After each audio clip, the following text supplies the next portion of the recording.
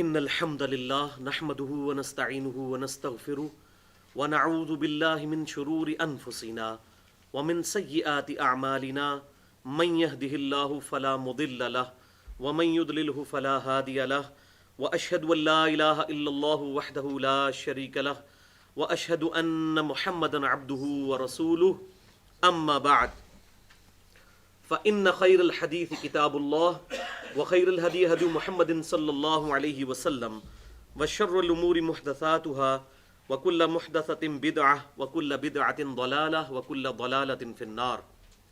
أعوذ بالله السميع العليم من الشيطان الرجيم من همزه ونفخه ونفثه. بسم الله الرحمن الرحيم. رب اشرح لي صدري ويسر لي أمري واحلل عقدة من لساني يفقهوا قولي. بسم الله الرحمن الرحيم. ان اللہ وملائکتہ یصلون علی النبی یا ایہا الذین آمنوا صلوا علیہ وسلموا تسلیما. اللہم صل علی محمد وعلی آل محمد کما صلیت علی ابراہیم وعلی آل ابراہیم انک حمید مجید. اللہم بارک علی محمد وعلی آل محمد کما بارکت علی ابراہیم وعلی آل ابراہیم انک حمید مجید.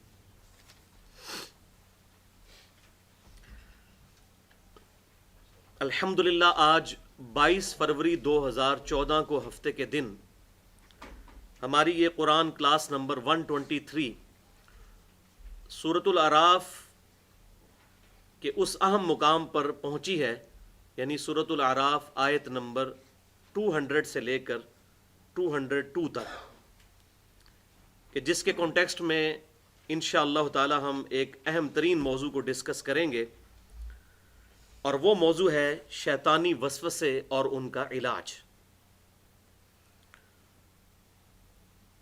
اور اس میں انشاءاللہ تعالی میری کوشش ہوگی کہ جو آج کل کے ماڈرن وسوسے خصوصاً ہمارے پڑھے لکھے طبقے کے اندر ایتھیسٹ منکرین خدا جو ہیں، دہریہ قسم کے لوگ وہ پھیلانے کی کوشش کر رہے ہیں، ان کو بھی ایڈریس کیا جائے. اور اس وقت دنیا میں لیڈنگ ایتھیسٹ جو ہے رچرڈ ڈانکنس، اس نے کتاب لکھی ہے دا گاڈ ڈیلوژن. ڈیلوژن کہتے ہیں فریب دیا گیا نظریہ. تو اس نے یہ دعویٰ کیا ہے کہ یہ کائنات کسی گاڈ نے بنائی، کسی الہ نے بنائی. یہ ایک فریب دیا گیا نظریہ ہے جو آباء و اجداد کی ریت سے چلتا آ رہا ہے.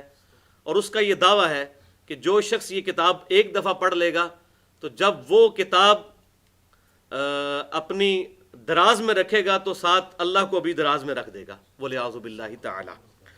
تو انشاءاللہ اس کے بھی وسوسے جو ہیں، اس کی طرف سے جو بہت بڑا ایک وسوسہ اٹھایا گیا کہ اگر یہ کائنات اللہ نے پیدا کی ہے تو اللہ کو پھر کس نے پیدا کیا ہے. اسی طریقے سے اور وسوسے بھی عوام میں پروپیگیٹ کیے گئے کہ کیا اللہ تعالیٰ اس بات پر قادر ہے کہ اپنے ساتھ کا کوئی اور الہ بنا لے، یا اللہ تعالیٰ اس بات پر قادر ہے کہ کوئی ایک ایسا پتھر بنائے جسے خود نہ اٹھا سکے. تو اس قسم کے جو سوالات ہیں ان کو کس طریقے سے ایڈریس کرنا ہے انشاءاللہ وہ بھی ہم اس ڈسکشن میں جو ہے اس کو ڈسکس کریں گے. بھائیو، اس طرح کے جو سوالات ہیں عموماً ہمارا جو پڑھا لکھا طبقہ ہے، جو ینگسٹرز ہیں، ان کے دلوں میں ایسے وسوسے آتے ہیں، اور یہ انسان کا ایک حق ہے کہ اس کے ذہن میں ایسی بات آتی ہے تو اس کا لاجیکل آنسر دیا جائے، کیونکہ قرآن پاک ہی وہ واحد کتاب ہے اس روئے ارض پر جو یہ کہتی ہے کہ بغیر دلیل کے کسی بات کو قبول نہ کیا جائے. وَلَا تَقْفُ مَا لَيْسَ لَكَ بِهِ عِلْمٌ إِنَّ السَّمْعَ وَالْبَصَرَ وَالْفُؤَادَ كُلُّ أُولَٰئِكَ كَانَ عَنْهُ مَسْئُولًا. اے انسان، کسی ایسی چیز کی پیروی اس وقت تک مت کر کہ جس کے بارے میں جب تک تجھے ڈیفینیٹ علم حاصل نہ ہو جائے. بے شک آنکھ، کان اور عقل، ان کے بارے میں پوچھا جائے گا کہ ان کو استعمال کر کے حق بات حاصل کرنے کی کوشش کیوں نہیں کی. لیکن ہمارے جب پڑھے لکھے لوگ علماء سے جا کر سوال کرتے ہیں تو علماء تو ان کو پہلے کہتے ہیں جی آپ کلمہ پڑھیں، آپ تو کافر ہو چکے ہیں. اور پھر علماء کی کیپیبلٹی بھی اتنی نہیں ہوتی کہ ان کے سوالات کو سمجھ کر ان کو جواب دے سکیں. یہ بہت بڑا المیہ ہے، الا ماشاء اللہ. بھائیو، ہماری یہ گفتگو ہماری ویب سائٹ ahlsunnatpak.com پر مسئلہ نمبر 83 کے نام سے اپلوڈ ہوگی، اور اس کا عنوان ہوگا مسئلہ نمبر 83، شیطانی وسوسوں کا علاج اور ہو کریٹڈ گاڈ، کس نے اللہ کو پیدا کیا.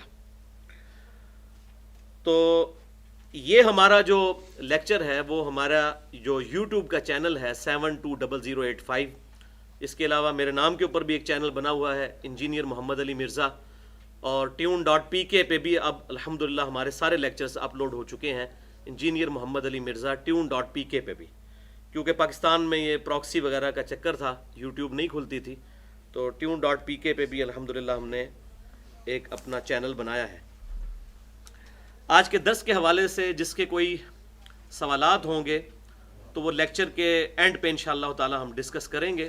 لیکچر کے دوران کسی کو سوال کرنے کی اجازت نہیں ہوگی تاکہ ہماری گفتگو کا ڈیکورم ڈسٹرب نہ ہو. اور اس کے بعد بھی اگر کسی نے کوئی سوال کرنا ہو تو میرا ای میل ایڈریس ہے mirza_95@yahoo.com، اس پہ سوال کیا جا سکتا ہے. اب اللہ کا نام لے کر آج کی گفتگو شروع کرتے ہیں. آپ کو ایک ریفرنس پیج مل چکا ہے جس پہ سورۃ الاعراف کی آیت نمبر 200 سے لے کر 202 تک پرنٹ ہے، اور پھر 5 کراس ریفرنس کے طور پر بھی مختلف جگہ سے آیات درج کیے ہوئی ہیں. ہمارا آج کا لیکچر 3 حصوں پر مشتمل ہوگا. 2 حصے انشاءاللہ آج ڈسکس کریں گے اور تیسرا حصہ انشاءاللہ اگلی دفعہ. پہلا حصہ ہم قرآن پاک سے جو شیطانی وسوسے ہیں ان کے بارے میں، قرآن پاک کی تعلیمات کیا ہیں ان کو ڈسکس کریں گے، اور اسی کانٹیکسٹ میں یہ پیج آپ کے ہاتھوں میں ہے. اور پورشن نمبر 2 میں 17 صحیح الاسناد احادیث کی روشنی میں شیطانی وسوسوں کا علاج کیسے کیا جائے اس کو سمجھنے کی کوشش کریں گے. اور انشاءاللہ پورشن نمبر 3 میں ہم جو ماڈرن ایج کے وسوسے ہیں ان کو انشاءاللہ ڈسکس کریں گے اور دور کرنے کی اللہ کے فضل سے کوشش کریں گے. تو یہ پیج نکال لیجئے. اعوذ باللہ من الشیطان الرجیم، بسم اللہ الرحمن الرحیم. سورۃ الاعراف آیت نمبر 200 سے لے کر 202 تک. وَإِمَّا يَنزَغَنَّكَ مِنَ الشَّيْطَانِ نَزْغٌ، اور اے محبوب صلی اللہ علیہ وسلم جب کبھی بھی پہنچے تمہیں شیطان کی طرف سے کوئی وسوسہ، فَاسْتَعِذْ بِاللَّهِ، پس اللہ کی پناہ حاصل کر لو. اِنَّهُ سَمِيعٌ عَلِيمٌ، بے شک وہی سننے والا اور علم رکھنے والا ہے. تو آپ صلی اللہ علیہ وسلم کو خطاب فرما کر پوری امت کو بیسیکلی یہ ایڈریس کیا جا رہا ہے کہ جب کبھی بھی تمہیں شیطان کی طرف سے کوئی وسوسہ پہنچے تو فوراً اللہ کی پناہ حاصل کرو. جیسے دنیا میں بھی اگر کسی کتے کے شر سے بچنا ہو تو اس کتے کے مالک کی پناہ لینی ہوتی ہے. تو یہ شیطان بھی اللہ تعالیٰ کی طرف سے آزمائش کے طور پر چھوڑا ہوا ایک کتا ہے. اس کے شر سے بچنے کے لیے اس کے مالک یعنی اللہ تعالیٰ کی پناہ لینی ہوگی. ان الذین اتقوا، بے شک وہ لوگ جو کہ تقوی اختیار کرنے والے ہیں، اذا مسہم طائف من الشیطان، جب انہیں چھو لیتا ہے کوئی شیطانی خیال، تذکروا، تو وہ فوراً اللہ کو یاد کرتے ہیں.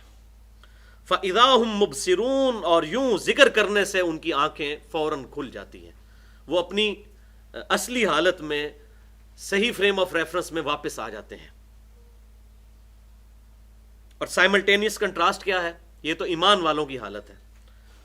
اور منافقین اور بےایمانوں کی کیا حالت ہے؟ وَإِخْوَانُهُمْ يَمُدُّونَهُمْ فِي الْغَيِّ، اور جو شیطانوں کے بھائی ہیں، شیطان ان کو گھسیٹ کر لے جاتے ہیں گمراہی کی طرف. ثُمَّ لَا يُقْصِرُونَ، پھر کوئی کسر نہیں چھوڑتے. یہ کسر کا لفظ پنجابی میں بھی استعمال ہوتا ہے، یہ عربی سے آیا ہے. پھر شیطان اس کی گمراہی میں کوئی کسر نہیں چھوڑتا. اور یہ ایسے لوگ کون ہوتے ہیں جو خود شیطان کو اپنا ولی اور مددگار اور دوست مان لیتے ہیں. وہ آگے آیات آ رہی ہیں. تو یہ تھیں جناب 3 آیات سورۃ الاعراف آیت نمبر 200 سے لے کر 202 تک. اور انہی کی تفسیر میں سب سے پہلے ہم قرآن پاک سے 5 ریفرنسز لیتے ہیں جو اسی پیپر کے اوپر درج ہیں. ریفرنس نمبر 1 سورۃ النحل کی آیت نمبر 98 سے لے کر 100 تک. بسم اللہ الرحمن الرحیم.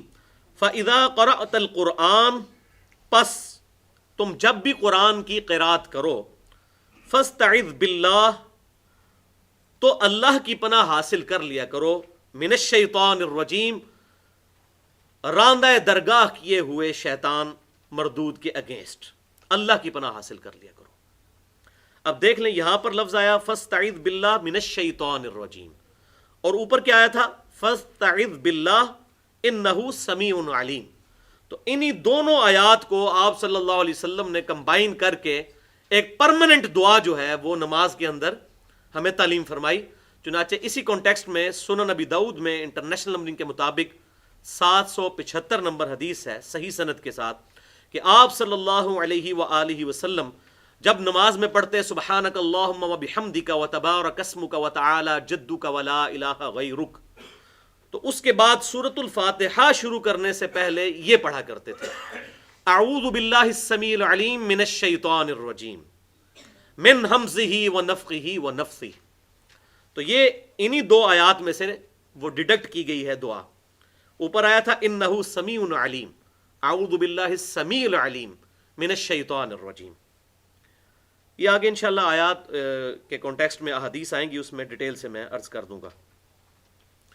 انہ لیس لہ سلطان علی الذین آمنوا وعلی ربہم یتوکلون، بے شک شیطان کا کوئی زور نہیں چلتا ان لوگوں پر جو اپنے رب پر ایمان رکھتے ہیں، نمبر ایک، اور اپنے رب پر توکل اختیار کرتے ہیں۔ ظاہر ہے جب دنیا میں تکالیف آئیں گی تو ان تکالیف پر صبر کریں گے، اللہ پر توکل کریں گے تو تبھی برے خیالات سے بچیں گے، ورنہ تو انسان کے ذہن میں طرح طرح کے خیال آئیں گے۔ کسی پر غربت آئے گی تو وہ پھر حلال و حرام کی تمیز کو چھوڑنے کی بھی کوشش کرے گا۔ تو ان تمام معاملات میں اللہ پر توکل۔ انما سلطانہ علی الذین یتولونہ، اب سائملٹینیس کنٹراسٹ ساتھ ہی آ گیا، بے شک شیطان کا زور تو ان لوگوں پر چلتا ہے جو خود اس کو اپنا ولی یعنی دوست بنا لیتے ہیں۔ والذین ہم بہ مشرکون، اور ان لوگوں کی نشانی یہ ہے کہ اپنے رب کے ساتھ شرک کرنے والے ہوتے ہیں۔ اور حقیقت یہی ہے کہ جن پر شیاطین کا حملہ ہوتا ہے اور یہ تعویذ دھاگوں اور جادو ٹونا کے چکروں میں پڑتے ہیں، ان میں یہ چیز ہم نے دیکھی ہے کہ اکثر کے عقائد جو ہیں وہ مشرکانہ ہوتے ہیں۔ کلمہ گو مشرک ہیں، کافر ہم نہیں کہتے، لیکن مسلمان تو ہیں، لیکن ان کے عقائد کے اندر شرک پایا جاتا ہے۔ اللہ پر توکل ہوگا، شرک نہیں ہوگا، تو ظاہر ہے کہ اس طرح کی جو چیزیں ہیں ان سے انسان کیوں ڈرے گا، اپنے رب کی پناہ حاصل کرے گا۔ دوسرا ریفرنس سورہ ابراہیم کی آیت نمبر 22، اور یہ میں کہتا ہوں قرآن پاک میں شیطان کے بارے میں کیا عقیدہ ہونا چاہیے، اس کانٹیکسٹ میں یہ ایک آیت پورے فلسفے کو قرآن کے کھول کر بیان کرتی ہے۔ اس آیت کے بغیر قصہ آدم اور ابلیس چاہے آپ جتنی بار مرضی پڑھ لیں، آپ کو فلسفہ سمجھ نہیں آئے گا شیطنت کا۔ اس لیے میں نے قصہ آدم اور ابلیس کے حوالے سے مختلف جو قرآن پاک میں جگہیں تھیں ان میں سے ایک ہی جگہ جو ہے وہ چوز کی ہے، وہ یہ سورہ ابراہیم کی آیت نمبر 22 ہے۔ وقال الشیطان لما قضی الامر، اور شیطان کہے گا جب کہ فیصلہ قیامت ہو چکے گا، یعنی قیامت والے دن جب فیصلہ ہو جائے گا، جنتی اللہ کی جنت میں پہنچ جائیں گے، اللہ کے نافرمان دوزخ میں پہنچا دیے جائیں گے۔ یہ جب یہ فیصلہ ہو چکے گا، ڈراپ سین قیامت کا، لما قضی الامر، جب فیصلہ ہو چکے گا تو شیطان کیا کہے گا، ان اللہ وعدکم وعد الحق، بے شک اللہ نے جو تم سے وعدہ کیا تھا اے انسان اور اے جنوں، وہ تو تھا بھائی سچا۔ وَوَعَدْتُكُمْ فَأَخْلَفْتُكُمْ، اور جو وعدہ میں نے تم سے کیا تھا میں خود ہی آج اس وعدے سے بیزاری کا اظہار کرتا ہوں، اس کے خلاف کرتا ہوں۔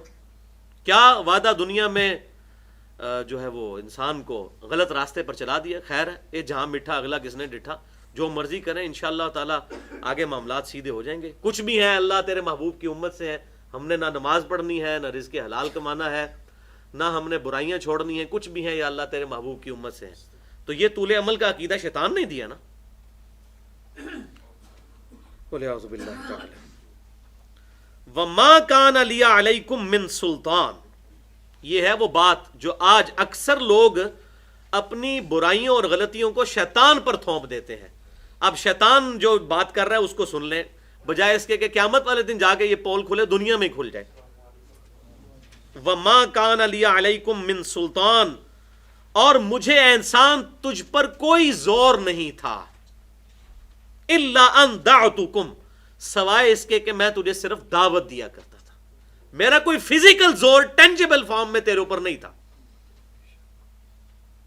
آج تک ہمارے آباء و اجداد میں کبھی کوئی واقعہ رپورٹ نہیں ہوا کہ کوئی شخص مسجد میں نماز کے لیے جا رہا اور شیطان فزیکل ٹینجیبل فارم میں سامنے آ کے کھڑا ہو جائے، میں تنوں آج مسجد ہی نہیں وڑن دینا، آج میں تجھے مسجد میں داخل نہیں ہونے دوں گا. کبھی ایسا نہیں ہوگا.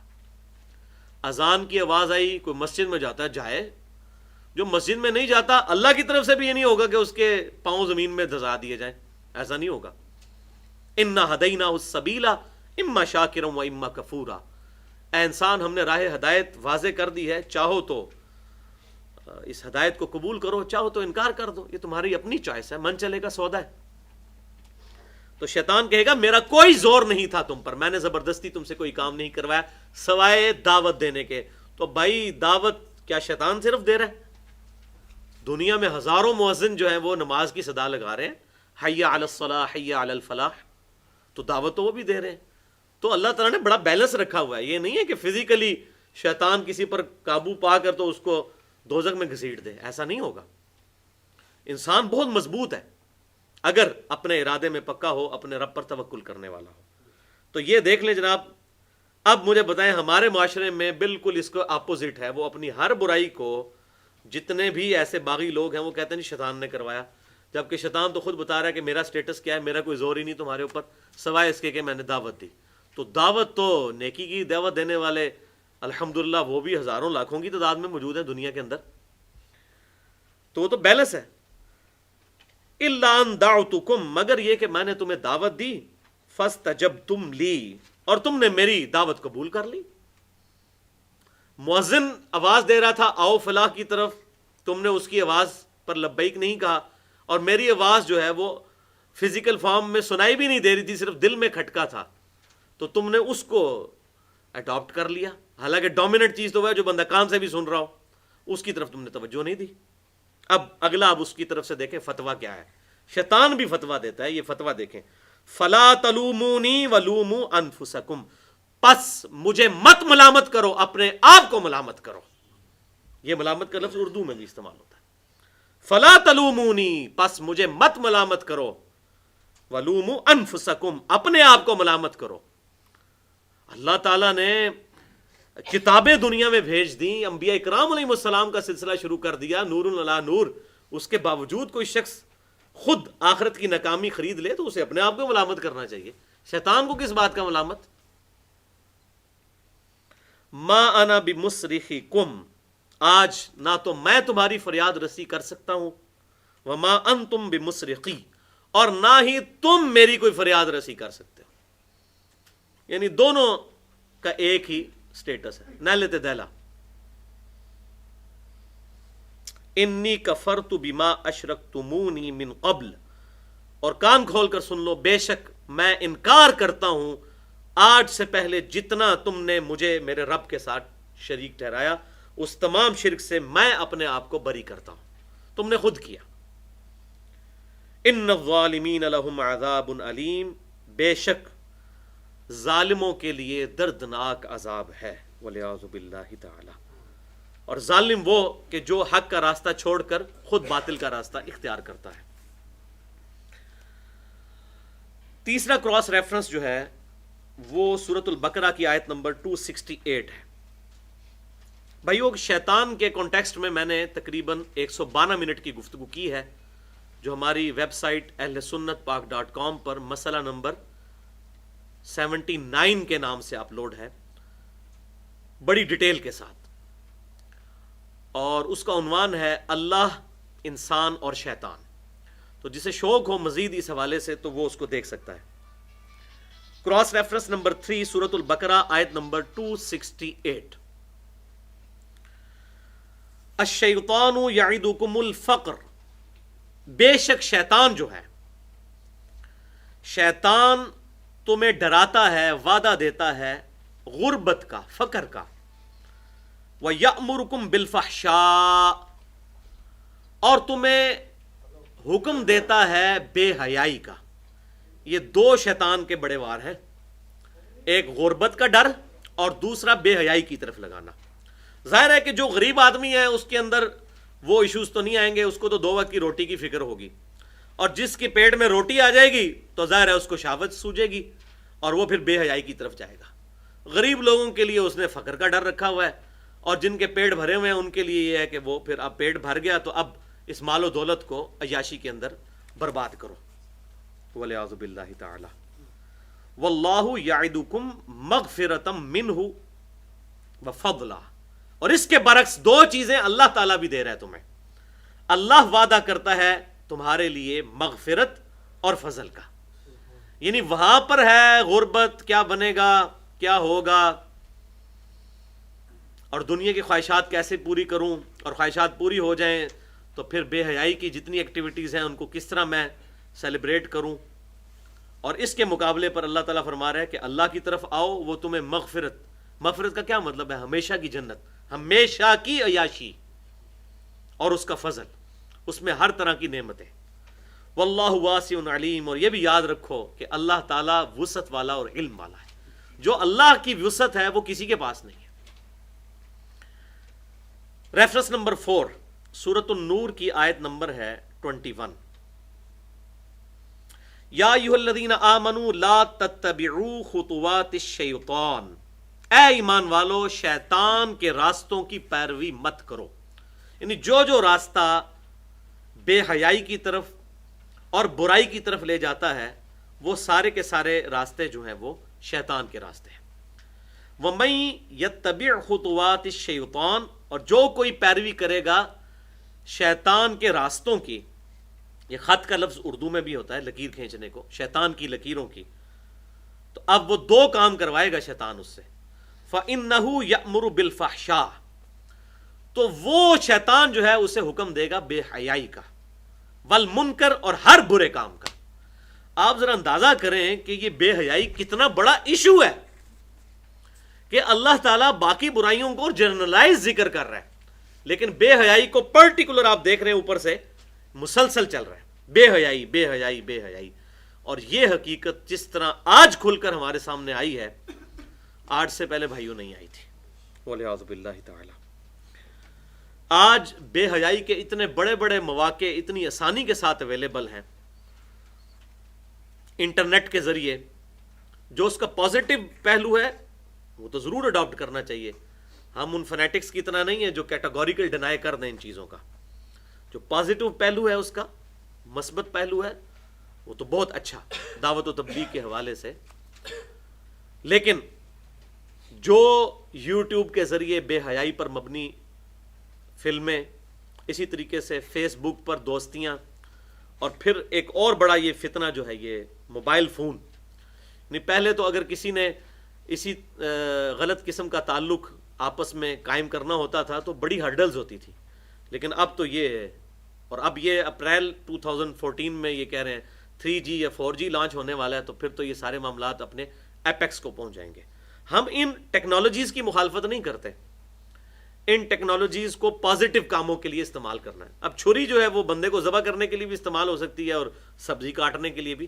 اس کا استعمال برا ہوگا، اس برائی کو ہم برائی کہیں گے جو اس غلط استعمال کے ذریعے کی جائے گی. جو پازیٹیو استعمال ہوگا وہ تو میں یہ کہتا ہوں کہ سب سے بڑے میں مخالفت کرتا ہوں جو یوٹیوب پہ پابندی لگائی ہے انہوں نے، اور بیسیکلی یہ بد نیتی پہ مبنی ہے. کیونکہ یوٹیوب کی وجہ سے اب یہ ٹیکنالوجی ہمارے ملک کے اندر آ گئی ہے کہ پراکسی کے ذریعے وہ ویب سائٹس بھی جو پی ٹی اے نے، پاکستان ٹیلی کمیونیکیشن اتھارٹی نے بین کی ہوئی تھی، لوگوں کو پتہ ہی نہیں تھی، وہ سائٹس بھی اب کھل جاتی ہیں پورنوگرافی سے ریلیٹڈ. اور آپ کو پتہ ہے 2-3 سال پہلے پاکستان کا پہلا نمبر آیا ہے بے حیائی پر، جو سائٹ سب سے زیادہ دنیا میں کھولی جاتی ہیں. دوسرے نمبر پہ انڈیا اور باقی ملک. تو یہ کہہ رہے ہیں ہمارے اسلامی تشخص کو نقصان پہنچا ہے. بھائی تو اسلامی تشخص کا بیڑا غرق تو آپ خود کر رہے ہیں. ان کا اگر انالیسس سامنے آیا آپ کو تکلیف ہو گئی ہے. اپنی اولاد کو سمجھائیں. اور ماں باپ خوش ہوتے ہیں جی بچہ پورا دن کمپیوٹر پہ بیٹھا رہتا ہے، پتہ نہیں کی پڑھتا رہتا ہے. وہ یہ اس قسم کی بے حیائیوں کے اندر مبتلا ہوتا ہے. وَلِعَوْذُ بِاللَّهِ تَعَالَى. اس حوالے سے ایک حدیث میں ضرور بیان کروں گا، صحیح بخاری اور صحیح مسلم کی متفق علیہ حدیث ہے. آپ صلی اللہ علیہ وسلم نے فرمایا بے شک دل بھی زنا کرتا ہے، آنکھیں بھی زنا کرتی ہیں، ہاتھ بھی زنا کرتے ہیں، پاؤں بھی زنا کرتے ہیں، اور شرمگاہ اس کی تصدیق کرتی ہے۔ یعنی دل کا زنا کیا ہے؟ جان بوجھ کر دل میں برے خیالات لانا۔ اسی طریقے سے ہاتھ، پاؤں، آنکھیں، ہر چیز، والعیاذ باللہ تعالی۔ پانچواں ریفرنس سورۃ المؤمنون کی آیت نمبر ہے 97۔ وَقُلْ رَبِّ أَعُوذُ بِكَ مِنْ ہَمَزَاتِ الشَّيَاطِينِ۔ اب یہ پرٹیکولر آپ صلی اللہ علیہ وسلم کو حکم دیا جا رہا ہے۔ اس کا مقصد امت کو ڈرانا ہے کہ نبی بھی اللہ تعالی کی مدد کے بغیر شیطان سے نہیں بچ سکتا۔ یہ بات یاد رکھیں۔ حضرت یوسف علیہ السلام کا جو تذکرہ آتا ہے سورہ یوسف میں، خود حضرت یوسف علیہ السلام کہتے ہیں کہ میں اپنی جان کو بری نہیں سمجھتا ہوں اس معاملے میں، نفس جو ہے ہمیشہ برائی کی طرف مائل کرتا ہے، مگر یہ کہ اللہ جسے بچا لے۔ جب پیغمبروں کا یہ معاملہ ہے تو ہم اور آپ کس شمار کے اندر ہے؟ تو یہ پرٹیکولر آپ صلی اللہ علیہ وسلم کو حکم ہو رہا ہے، اے محبوب صلی اللہ علیہ وسلم آپ اپنے رب سے پناہ مانگا کریں من ہمزات الشیاطین، شیطانی وسوسوں سے، وَأَعُوذُ بِكَ، اور اس بات سے بھی پناہ مانگیں اللہ کی، ربی ان یحضرون، کہ شیطان میرے قریب بھی پھٹکیں۔ میں اس چیز سے بھی اے اللہ تیری پناہ میں آتا ہوں کہ شیاطین میرے پاس بھی آئیں۔ یہ اکثر لوگ کہتے ہیں جناب بہادری یہ ہے کہ شراب خانے جائے بندہ اور شراب پیے بغیر باہر آ جائے، یہ کوئی بھائی بہادری نہیں ہے۔ اسلام تو یہ کہتا ہے کہ برائی کی جگہ پر جانا ہی نہیں ہے، اس آزمائش میں پڑنا ہی نہیں ہے، اور نبی صلی اللہ علیہ وسلم کو کہا جا رہا ہے آپ اللہ سے دعا کریں کہ مجھے شیطانی وسوسے نہ آئیں اور شیاطین میرے قریب بھی نہ پھٹکیں۔ تو انبیاء اللہ تعالیٰ کے مخلص بندے ہوتے ہیں۔ یہ دو لفظ سمجھ لیں، مخلص اور مخلص۔ مخلص جسے اللہ خود خالص کر لے اپنے لیے، وہ صرف انبیاء کرام علیہ السلام ہے۔ اللہ تعالیٰ ان کو اسپیشل پروٹیکشن دیتا ہے شیطان کے اگینسٹ، ظاہر ہے ان کے ذریعے دین پھیلانا ہے۔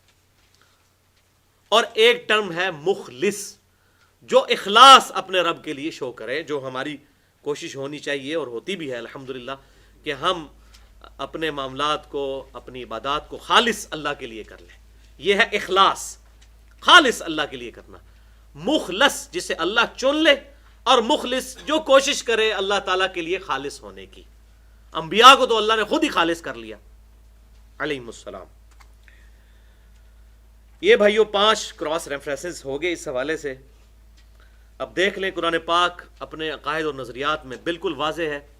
اب جس نے کتاب اللہ پڑھی نہیں ہے تو ظاہر ہے کہ وہ عقائد و نظریات اپنی مرضی سے بنائے گا، اور جس نے کتاب پڑھ لی تو وہی بات میں کروں گا، عقل نہ ہوئے تے موجیں ہی موجاں، تے عقل ہوئے تے سوچیں ہی سوچاں۔ جس نے عقل استعمال کرنی ہے تو اس کو تو بات پتہ چل جائے گی بھائی کتاب اللہ کے بغیر تو حق کا راستہ کوئی شخص حاصل کر ہی نہیں سکتا۔ تو یہ ہماری گفتگو الحمدللہ پہلا پورشن جو ہے اس حوالے سے کمپلیٹ ہوا۔ اب ہم پورشن نمبر 2 کی طرف آتے ہیں۔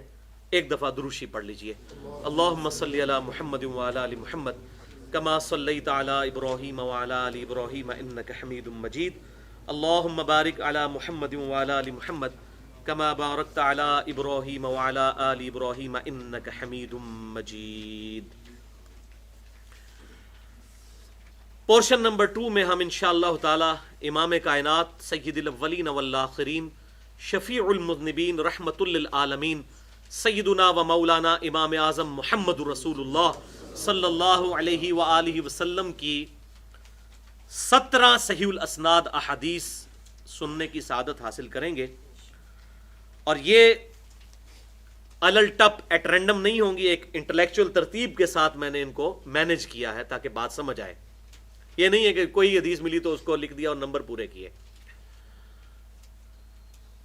اور یہ 17 کا عدد، اس کی نسبت دن اور رات میں اللہ تعالیٰ نے فرض رکعتوں کی تعداد جو ہے وہ 17 رکھی ہے۔ فجر، ظہر، عصر، مغرب اور عشاء کے فرائض ملائے جائیں تو یہ 17، اور 17 کی نسبت بھی 12 اور 5 کو جمع کرنے سے آتی ہے، وہ بھی 2 نسبتیں ہیں۔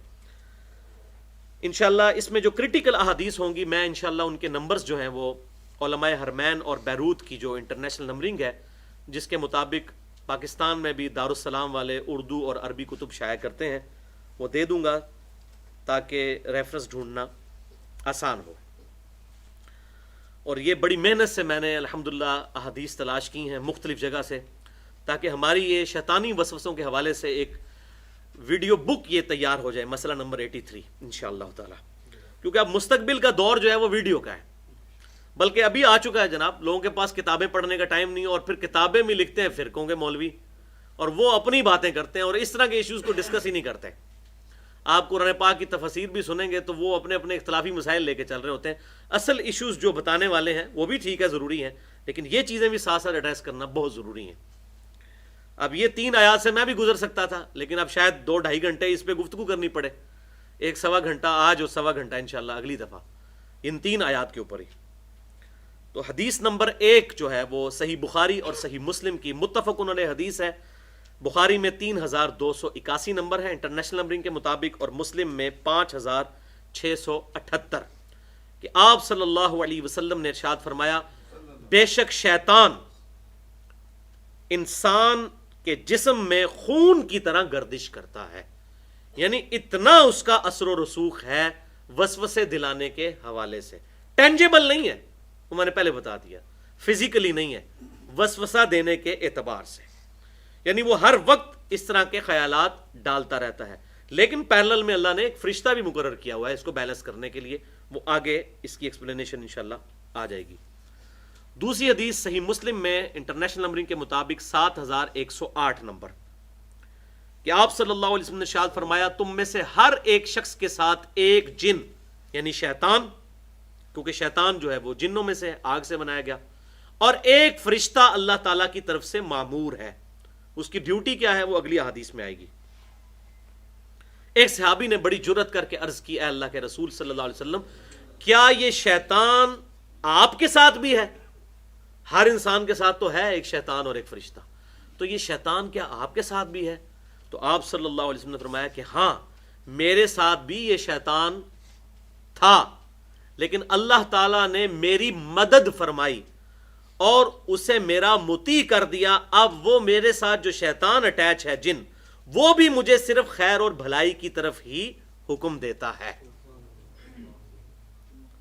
یعنی اس کے بھی جو خیالات آتے ہیں وہ خیر و بھلائی والے ہوتے ہیں، الحمدللہ۔ تو اب یہ دیکھ لیں، مجھے بتائیں، آپ صلی اللہ علیہ وسلم کے علاوہ کسی کے بارے میں یہ عقیدہ رکھا جا سکتا ہے کہ اس کے ساتھ شیطان نہیں ہے؟ تو جب یہ عقیدہ نہیں رکھا جا سکتا تو پھر امام بھی کسی کو نہیں بنایا جا سکتا، یہ بات ہے وہ، ما ضل صاحبکم وما غوا، تمہارے نبی نہ کبھی بہکے ہیں اور نہ کبھی بہرا چلے ہیں، تو ہم کہتے ہیں کہ امام ان کو بناؤ، اپنا رہنما ان کو بناؤ، امام اعظم ان کو کہو، امام کائنات ان کو کہو، کہ جن کی گارنٹی اللہ تعالیٰ نے دی ہے، ما ضل صاحبکم وما غوا، تمہارے نبی نہ کبھی بہکے ہیں نہ کبھی بہرا چلے ہیں۔ ان کے بعد جتنی بھی ہستیاں ہیں، جتنی بھی بزرگ ہستیاں ہیں، ان کا مرتبہ اپنی جگہ، لیکن کیٹاگوریکلی ہم کسی بھی بندے کو نہیں کہہ سکتے کہ اس کی ہر بات ٹھیک ہے، اور نہ کسی نے یہ دعویٰ کیا ہے، نہ کسی امام نے، نہ کسی بزرگ نے، کہ آپ ہماری بات کو حرف آخر سمجھو۔ سب نے یہی کہا کہ آپ صلی اللہ علیہ وسلم کی تعلیمات یعنی کتاب و سنت، اس کو فالو کیا جائے۔ تیسری حدیث جامعہ ترمذی میں ہے، لیکن اس کی سند ضعیف ہے، 2988، تو میں بڑا پریشان تھا، پھر اس کی صحیح سند بھی الحمدللہ مل گئی، لہٰذا اب یہ حدیث کا متن بالکل صحیح ہے، اور اس کی صحیح جو سند ملی ہے وہ تاریخ اسلام میں سب سے پہلی جو تفسیر لکھی گئی، جس سے حافظ ابن کثیر نے بھی نقل کیا، تاریخ جو تفسیر کی کتاب ابن جریر کی، جسے تفسیر طبری بھی کہا جاتا ہے، اور یہ پہلے 300 سال کے مسلمانوں میں ہے، 310 ہجری میں فوت ہوئے۔ ان کی تفسیر سب سے پہلی تفسیر ہے اسلام میں قرآن پاک کی، اور بڑی بہترین تفسیر ہے، ابھی تک اردو میں ترجمہ نہیں ہوا، بہرحال اس کی آپ نے تلخیص پڑھنی ہے تو وہ تفسیر ابن کثیر جو ہے انہوں نے سب کچھ وہیں سے ہی نقل کیا ہے۔ تو تفسیر طبری میں سورۃ البقرہ کی آیت نمبر 268 کے کانٹیکسٹ میں امام ابن جریر اپنی سند کے ساتھ یہ حدیث لے کر آئے ہیں، اور اس میں ان کا نمبر ہے حدیث کا 6171، 6171 تفسیر طبری میں، اور ترمذی میں 2988، لیکن وہ سند ضعیف ہے لیکن اس کا متن ٹھیک ہے کیونکہ میں نے اس کی صحیح سند بھی بتا دی. بڑے زبردست الفاظ ہیں.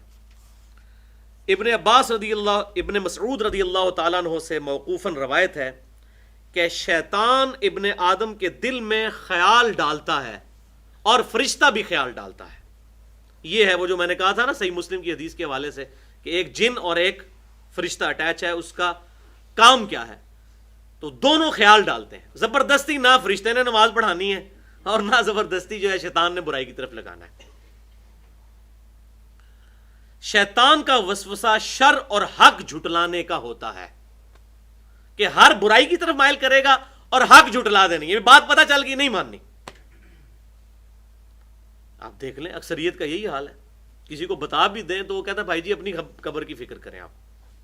تو معاذ اللہ استغفر اللہ. پھر نبی صلی اللہ علیہ وسلم بھی جب انسانیت کو دعوت دیتے تھے تو سامنے والے لوگوں کو یہی کہنا چاہیے تھا کہ جی آپ اپنی قبر کی فکر کریں.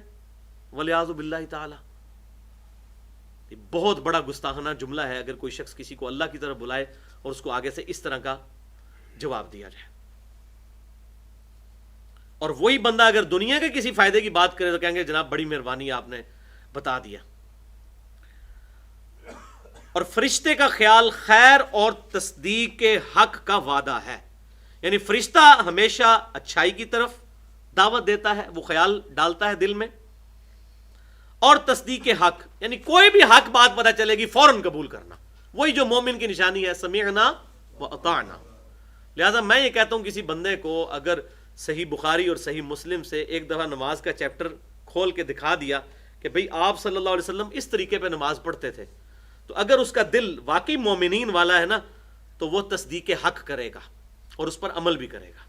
خالی تصدیق کرنے کا تو کوئی فائدہ نہیں ہے نا جب تک عمل نہ کیا جائے. پس جب تمہیں اچھا خیال آئے تو اللہ کا شکر کرو اور برا خیال آئے تو شیطان کے خلاف اللہ کی پناہ مانگو. اور پھر ابن مسعود رضی اللہ تعالیٰ عنہ نے سورۃ البقرہ کی آیت نمبر 268 تلاوت کی جو ہم آلریڈی ریفرنس نمبر 3 میں پڑھ چکے ہیں. کون سی آیت؟ الشیطان یعدکم الفقر ویأمرکم بالفحشاء.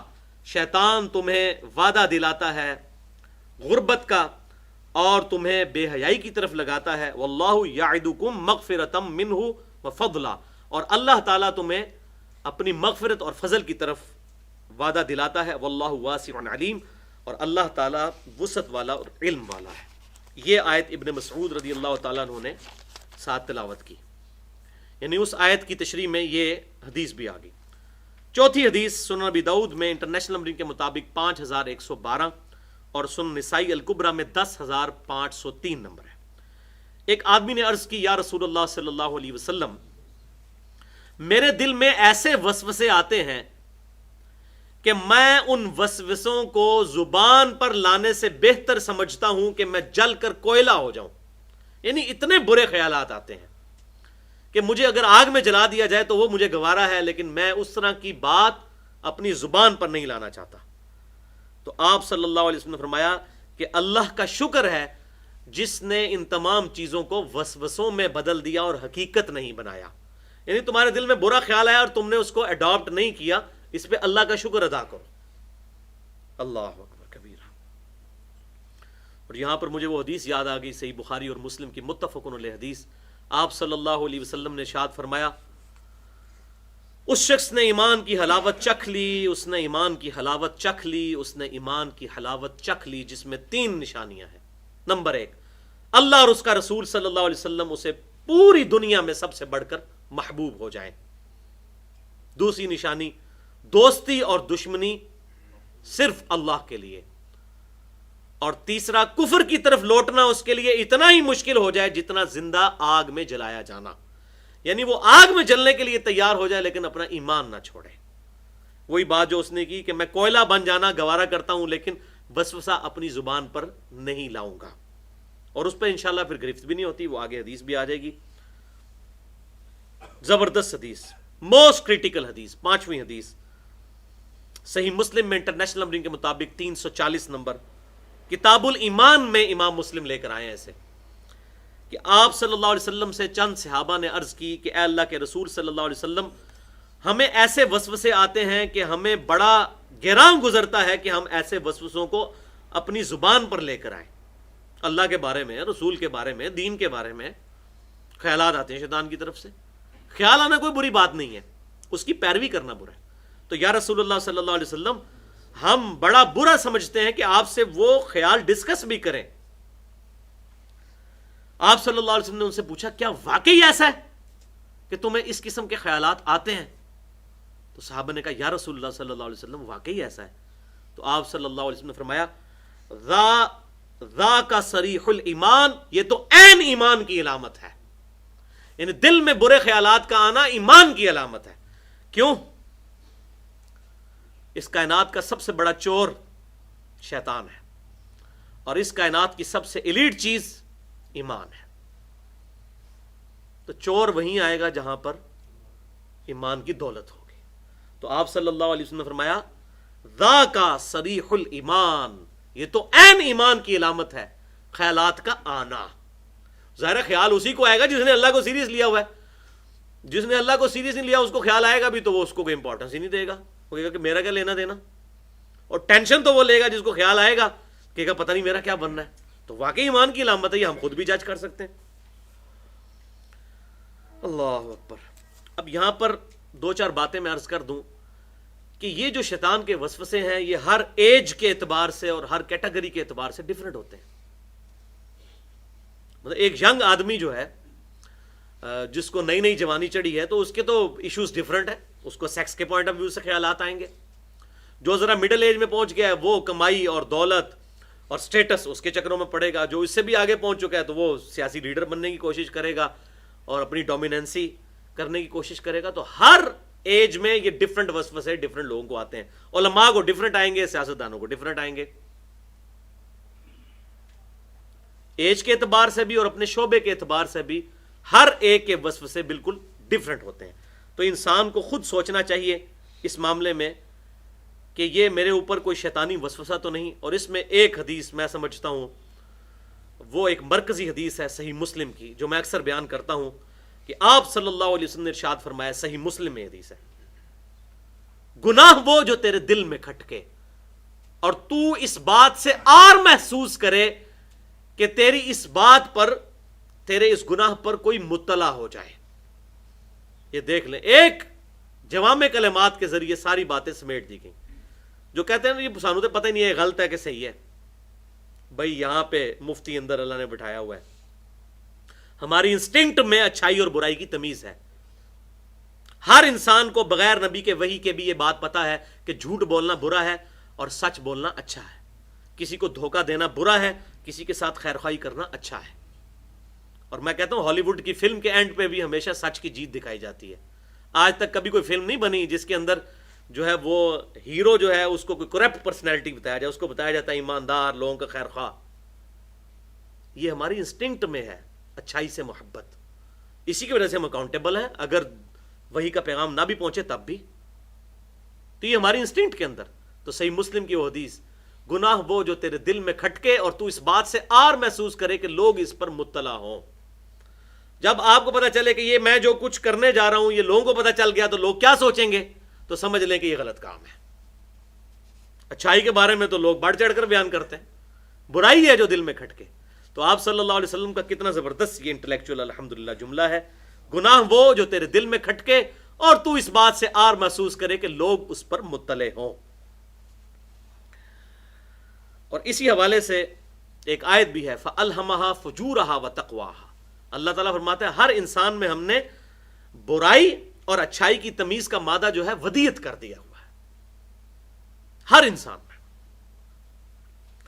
تو میں بتا رہا تھا کہ ہر دور کا وسوسہ ڈیفرنٹ اور ہر کیٹیگری کے لوگوں کے وسوسے ڈیفرنٹ.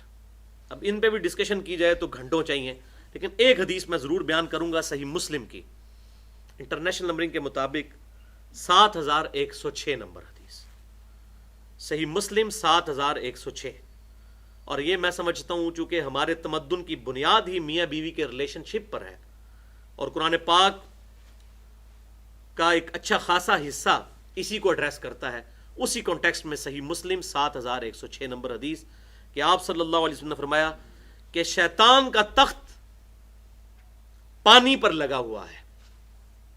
جو آج ماڈرن ڈے اسکالرس جو ہیں وہ کہتے ہیں کہ شاید یہ برمودا ٹرائنگل جو ہے شاید یہیں پر شیطان کا تخت لگا ہوا ہے, جہاں پر جو بھی چیز جاتی ہے وہ غائب ہو جاتی ہے.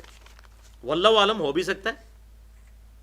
شیطان کا تخت پانیوں پر لگا ہوا ہے اور وہاں سے وہ اپنے چیلوں کو, ظاہر اس کی بھی ذریت ہے اور اس کے بھی سارے شاگرد ہیں, وہ پوری دنیا کے اندر وسوسے ڈالنے کے لیے ان کو بھیجتا ہے. پرٹیکولر ایک تو وہ شیطان ہے جو ہر وقت ہر ایک شیطان کا ایک ایک بچہ ہر ایک کے ساتھ میرے سمیت لگا ہوا ہے, ایک بڑا شیطان, اور پھر اس نے اسپیشل ڈیوٹی پہ بھی شیطان رکھے ہوئے ہیں.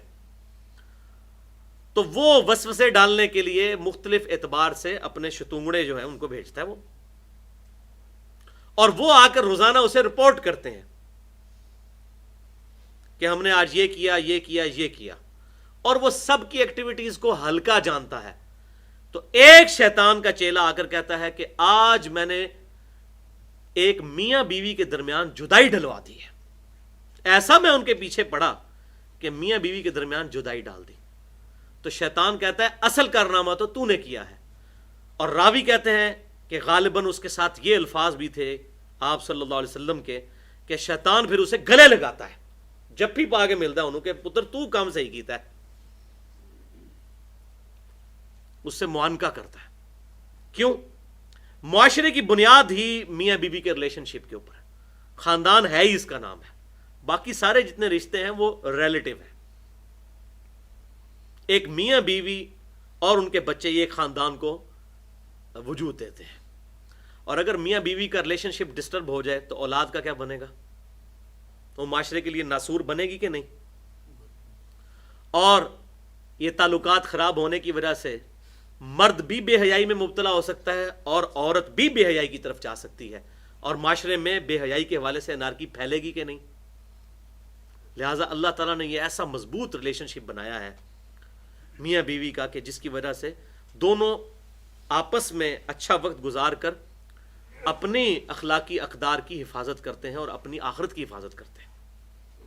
تو اب یہ حدیث میں نے اس لیے بتائی کہ جو خصوصاً ہم میں سے شادی شدہ لوگ ہیں ان کو اس حوالے سے ہمیشہ ٹالرنس رکھنی چاہیے, اور میں یہ سمجھتا ہوں کہ اس میں پہلا کردار مردوں کا ہونا چاہیے. عورتوں کا ٹیمپرامنٹ بھی کم ہوتا ہے, ان کا غصہ بھی جلدی ہوتا ہے, ٹھنڈا بھی جلدی ہوتا ہے. مرد کو ہی اسی لیے اختیار دیا گیا طلاق کا, عورت کو نہیں دیا گیا, ورنہ تو روزانہ 10 دفعہ طلاق ہو جاتی. مرد کو جب دیا گیا تو شیر بنے نا, پھر مرد برداشت بھی کرنا سیکھے. سالن میں اگر نمک کم ہے تو نمک مانگے نا, طلاق تو نہ دے. تو مرد بن کے دکھائے نا پھر وہ. اور یہ بھی بات یاد رکھیے, صحیح حدیث ہے سنن ابی داؤد اور جامعہ ترمذی میں کہ اللہ تعالیٰ کو حلال چیزوں میں سب سے زیادہ ناپسند طلاق ہے. حلال ہے, حلال اس لیے رکھی کہ کبھی ضرورت پڑ بھی سکتی, جینون ریزن بھی ہو سکتی ہے, لیکن پسند نہیں ہے کہ ایسا ہو, سخت ناپسند ہے. تو اس حوالے سے جو بدگمانیاں میاں بیوی کے درمیان جنم لیتے ہیں تو اس میں بھی یہ خیال نہیں کسی صورت انسان کے ذہن سے جانا چاہیے کہ ہو سکتا ہے یہ سارا شیطانی وسوسہ ہو جو ایک دوسرے کے خلاف بھڑکانے کی کوشش کر رہا ہو. تو یہ بھائیو 6 حدیثیں تھیں. اب اگلی جو 11 احادیث ہیں وہ چھٹی حدیث رہتی ہے, اس میں یہ 5 ہوئی تھی. چھٹی حدیث یہ بھی صحیح بخاری اور صحیح مسلم کی متفقن علیہ حدیث ہے. بخاری میں 2528, مسلم 3000, مسلم میں 332 کہ آپ صلی اللہ علیہ وسلم نے فرمایا اللہ تعالیٰ نے میری امت کے دلوں میں پیدا ہونے والے وسوسوں سے درگزر فرمایا ہے جب تک کہ نمبر 1 وہ ان وسوسوں کے مطابق عمل نہ کر لیں, اور نمبر 2 وہ ان وسوسوں سے متعلق بات نہ کر لیں. اگر 2 چیزیں نہیں ہیں تو وسوسہ معاف ہے. دل میں آیا نا, اختیار تو کوئی نہیں, یعنی وسوسہ آیا اس برائی پر عمل نہ کرے, اور دوسرا اس کو اپنی زبان پر نہ لے کر آئے. زبان پر لے آیا تو اظہار کر دیا, یعنی دل میں ہی رہنے دیں, اور اعوذ باللہ من الشیطان الرجیم یا اعوذ باللہ السمیع العلیم من الشیطان الرجیم من ہمزہ ونفخہ ونفثہ پڑھ لیں. تو یہ 6 حدیثیں, اور اب اگلی 11 حدیثیں انشاءاللہ جو ہے وہ تھوڑے وقت میں انشاءاللہ کور ہو جائیں گی, 15-20 منٹ میں, اور باقی گفتگو انشاءاللہ ہم اگلی دفعہ کریں گے. یہ جو اگلی 11 احادیث ہیں یہ پرٹیکولرلی ریلیٹڈ ہیں شیطانی وسوسوں کے علاج کے 7 وظیفے اس میں آئیں گے انشاءاللہ تعالی, پرٹیکولر وظیفے. ایک اس میں سے جرنلائز بھی ہے۔ 7ویں حدیث جامعہ ترمذی میں انٹرنیشنل نمبرنگ کے مطابق 2863 نمبر حدیث، اور یہ موسٹ امپریسو حدیث میں نے آج تک جتنی اس حوالے سے پڑھی ہیں۔ یہ کافی لمبی حدیث ہے، اگر صرف اس ایک حدیث کو بیان کیا جائے تو 20 منٹ چاہیے، میں صرف ایک ٹکڑا اس حدیث کا بیان کر رہا ہوں۔ یہ مسند امام احمد میں بھی موجود ہے کہ سیدنا یحییٰ علی نبینا علیہ الصلوۃ والسلام کو اللہ تعالیٰ نے وحی فرمائی، کافی ساری باتیں اس میں ارشاد فرمائی، ان میں سے ایک بات یہ تھی، یہ حدیث قدسی بن گئی کہ بنی اسرائیل کو یہ تلقین کر دو کہ میں تمہیں اللہ کے ذکر کی تلقین کرتا ہوں۔ اللہ کے ذکر کی مثال اس آدمی کی سی ہے کہ جس کے کئی دشمن ہوں اور وہ دشمنوں سے بچنے کے لیے کسی مضبوط قلعے میں پناہ لے لے، تو بالکل اس طریقے سے شیطان سے بچنے کے لیے قلعہ یہ ہے کہ اللہ کا ذکر ہر وقت کیا جائے۔ ظاہر ہے اللہ کا ذکر ہوگا تو شیطان بھاگ جائے گا، شیطان کا ادھر کیا کام جہاں پر اللہ کا ذکر ہو رہا ہو۔ اور فرمایا کہ بندہ اللہ کے ذکر کے علاوہ کسی اور شے سے شیطان کا مقابلہ نہیں کر سکتا، اللہ کا ذکر۔ اب وہ جتنے وظائف ہیں بیسیکلی وہ اللہ کا ذکر ہے۔ 8ویں حدیث، یہ بھی زبردست حدیث ہے، المستدرک للحاکم میں انٹرنیشنل نمبر کے مطابق 3991 نمبر حدیث ہے، تفسیر تبری میں موجود ہے، اور مشکات میں اس کا نمبر ہے 2281، لیکن مشکات والی اس کی سند ضعیف ہے کیونکہ امام بخاری رحمۃ اللہ علیہ سے انہوں نے لی ہے صحیح بخاری سے۔ صحیح بخاری میں صرف احادیث صحیح ہیں، باقی جو صحیح بخاری میں اقوال صحابہ کے موجود ہوتے ہیں بغیر سند کے، تو ظاہر جب سند نہیں ہے تو ان کی صحت کا کوئی گارنٹی نہیں ہے۔ تو امام بخاری نے صحیح بخاری میں 4977 4977 جو حدیث ہے، اس حدیث سے پہلے امام بخاری رحمۃ اللہ علیہ نے ابن عباس رضی اللہ تعالیٰ عنہ کا یہ قول نقل کیا ہے، اور المستدرک للحاکم میں 3991 نمبر یہ موقوفاً پوری روایت موجود ہے صحیح سند کے ساتھ، کہ شیطان ابن آدم کے دل کے ساتھ چمٹا رہتا ہے، یعنی ہر وقت اس کا کام ہی یہی ہے، جو بخاری اور مسلم میں آیا تھا نا کہ جسم میں خون کی مانند دوڑتا ہے، اور خون کا مرکز ظاہر دل ہے۔